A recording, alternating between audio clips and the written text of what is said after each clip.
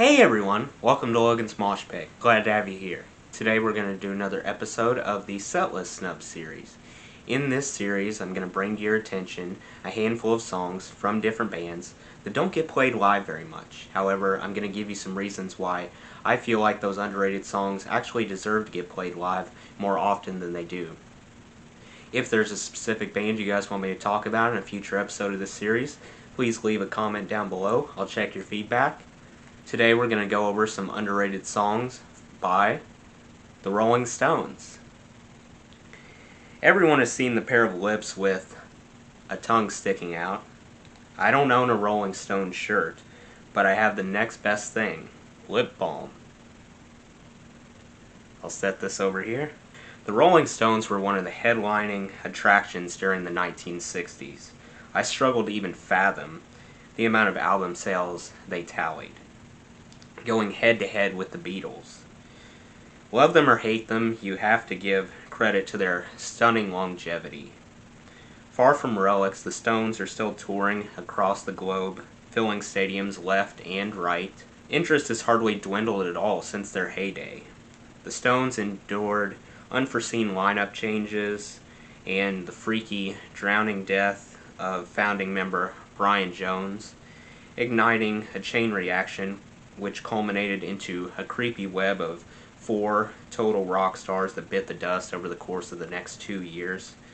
Jimi Hendrix, Janis Joplin, and Jim Morrison followed Brian Jones. All of them were 27. Taking into account their 25 albums, gosh, it'll be really hard to find 5 underrated songs, right? My toughest challenge yet. Before we scour the Rolling Stones' immense library of songs, I want to inform new viewers why all bands, not just the Rolling Stones, opt to play particular songs live on tour and give others the cold shoulder. If you've seen a Setlist Snubs episode before, you can jump ahead a few minutes. I don't want to bore you. The first reason is casual fans take refuge in a band's most sought-after songs. For the Stones, this means Satisfaction, Painted Black, Sympathy for the Devil, and Honky Tonk Woman, etc. Tunes which radio stations blare endlessly. To casual fans, the road hits a dead end beyond the prestigious tracks. Casual fans can't get no satisfaction from deep cuts. The next reason would be pressure from fellow band members and fans alike gradually chips away at a band's resolve, egging the biggest hits on, because it'll keep the crowd pleased at concerts. If fans in attendance go home and approve of the set list, the odds of them buying tickets to another show dramatically increases.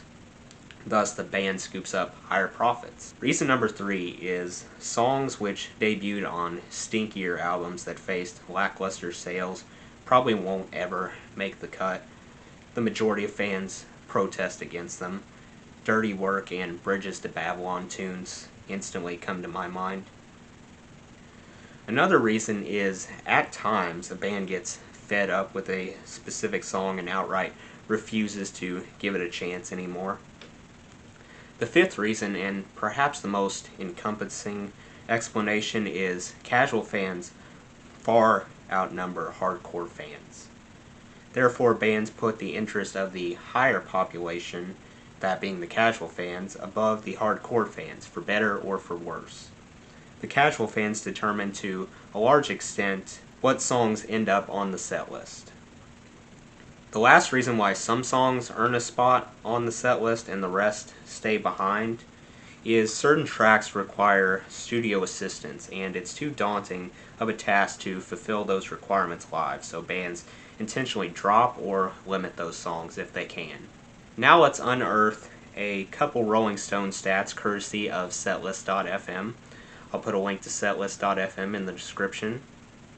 To find Setlist.fm, simply type in a band name plus tour statistics into Google, tap on the very first result, and you'll get whisked away to an outstanding website that acts as an encyclopedia for songs, albums, and tours, you name it.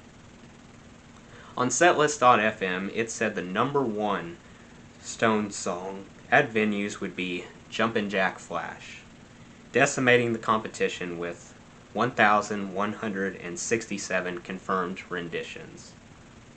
To put that number, 1,167, in perspective, if you listen to Jumpin' Jack Flash 1,167 times in a row, non-stop, it would take you 254,406 seconds, or 2.9 days before you could call it quits. Since we just went over the stats, I want to explore a handful of underappreciated Rolling Stones songs, each from a different album in descending order. I'll leave a link to all the songs we're going to talk about, all 5 of them, in the description down below. Start off with a song called Rocks Off from the Exile on Main Street album.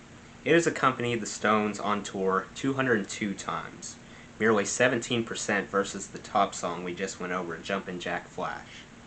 The vibes remind me of surfing at a beach. Rocks Off would serve you well during a road trip. Put your mind in a good place. The harmony between Mick Jagger and Keith Richards were the bread and butter here. Their voices fit together beautifully. I believe it was a stroke of genius to add lesser-known instruments such as a trumpet and saxophone because it ramped up the fun atmosphere they were going for. This outstanding opener set the bar very high for the Exile on Main Street album. I'm totally convinced that Rocks Off will knock your socks off. Next up, I discovered 2,000 Light Years from Home off their Satanic Majesty's Request album, which has made the cut 116 times. It kind of came out of left field, deviated from the standard happy-go-lucky Stones format and replaced it with something spooky and unpredictable. I can definitely imagine part of 2,000 Light Years from Home being used for a horror movie. I was intrigued right away. From there, it seems like Pink Floyd and the Rolling Stones had a baby. Delivery was uncanny. I was impressed by the imagination-centered lyrics, and the appropriate extraterrestrial sound effects were a nice touch. I'm all for bands trying something different, going outside of the box, and in this trippy instance, the Stones nailed it. If aliens were lucky enough to hear this song, I bet they would visit Earth. Our third underrated song for today happens to be Fingerprint File, which calls the It's Only Rock and Roll album home. This tremendous track has shown up live on 44 occasions. Fingerprint File was a 6-minute powerhouse. My head bobbed uncontrollably thanks to a spunky riff and the attitude-marinated lyrics.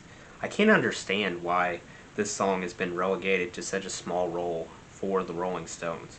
Overall, it struck me as a steamroller track with no shortage of macho-ness to overpower whatever comes its way. The Rolling Stones were in their element here. I'm adding this hardcore riff to my list, by the way. Hey Negrita, originating on Black and Blue, stars next. Setting no records at a pitiful 42 documented mentions, Hey Negrita shares a lot of similarities with the previous song, Fingerprint File. Mick's voice was rougher than sandpaper and the instruments were slicker than snot. Mick Jagger revealed in an interview that Negrita was a nickname he basically bestowed on his wife, Bianca. So it makes sense why he took the lyrics in a sexual type of direction. The best part of Hey Negrita, in my opinion, occurred within the last minute where Jagger screeched incessantly amid the bustling guitar. Last but not least, actually I gladly consider this magnificent song to be my favorite, Sway off Sticky Fingers, which has been featured at 25 concerts and 0 proms. Sticky Fingers and Exile on Main Street were loaded with hidden gems that are evenly matched with the Starstruck singles. The solo in particular left a memorable mark. You might as well etch these lyrics in stone, print them out and hang them up, or memorize them because they're about as dimensional as it gets. Mick and Keith were pioneers in scribbling down enigmatic thoughts. Sway was no exception. The catchy chorus will place you under a spell, ordering you to sing along. Offsetting the filthy vocals, a bright guitar swoops down to balance this graceful tune. Sway is the kind of song that makes it tempting to, lock yourself in your room all day with a do not disturb sign hanging on the door. Well, that's it. Let me know what other underrated Stones songs I missed down below. That does it for today's video, guys. I hope you enjoyed. Make sure to like, comment, and subscribe if you haven't already. I really appreciate the support. I'll see you next time. Until then, rock on.